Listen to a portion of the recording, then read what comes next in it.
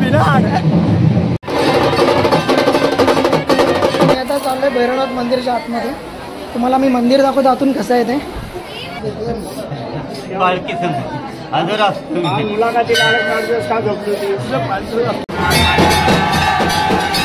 तर अशी देवाची लाट.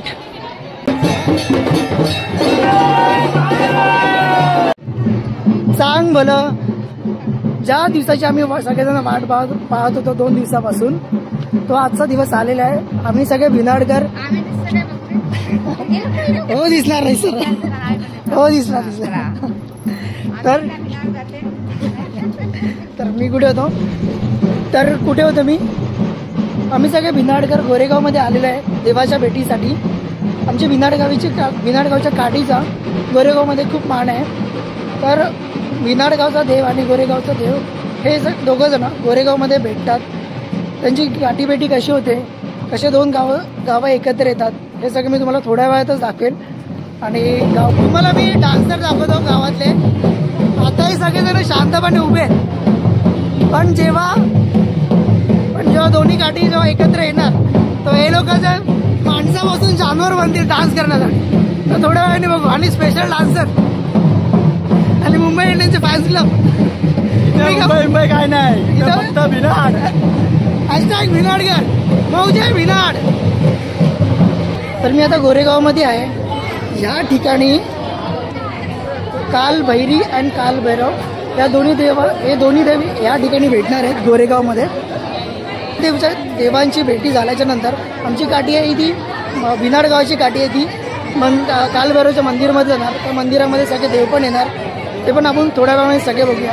या सर्व भिनाडगावची काठी आता आलेली आहे गोरेगावमध्ये, जिथे दोन्ही देवांची भेटी होणार आहे. त्या ठिकाणी मी दाखवतो तुम्हाला.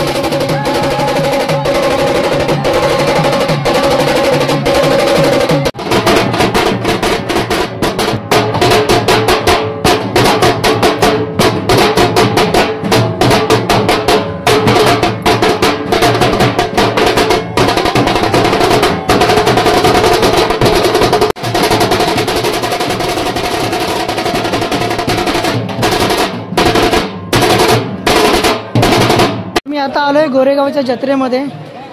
काठीच्या दिवशी गोरेगावमध्ये अशा प्रकारे जत्रा भरते. तर आता आपण पुढे मंदिराकडे मी चाललोय. मंदिर कसं आहे गोरेगावचं ते तुम्हाला मी दाखवतो. लाट आहे काठीच्या दिवशी, ही लाट गोरेगावमध्ये फिरते. आणि मी आता चाललोय मंदिराकडे. भैरवनाथ भवानी मंदिर असं मंदिर आहे. मी आता चाललोय भैरवनाथ मंदिराच्या आतमध्ये. तुम्हाला मी मंदिर दाखवतो आतून कसं आहे ते. तर हे देव आहेत.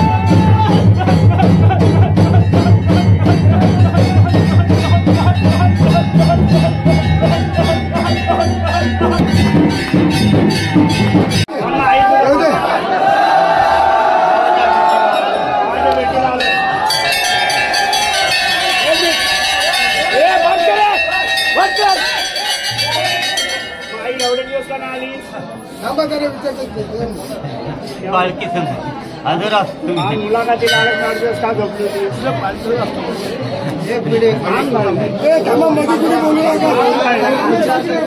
नाही हो, समजा मान्य केली तो एवढी जर सुपिक्चर आली तेवढा त्याने आली आम्ही प्रत्येक तुम्ही बोलूच नका. आई माझी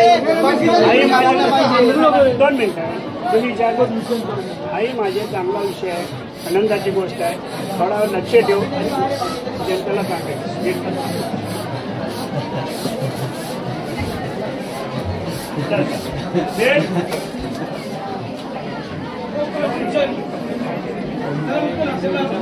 समजायचे आई नेहमी काय आई त्याला आई देवाला म्हणून बोलतो लक्षात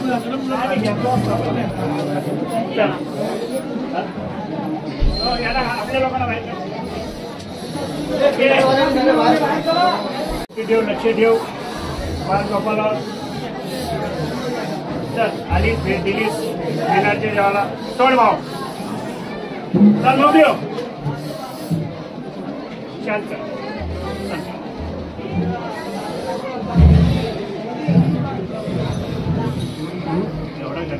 हो.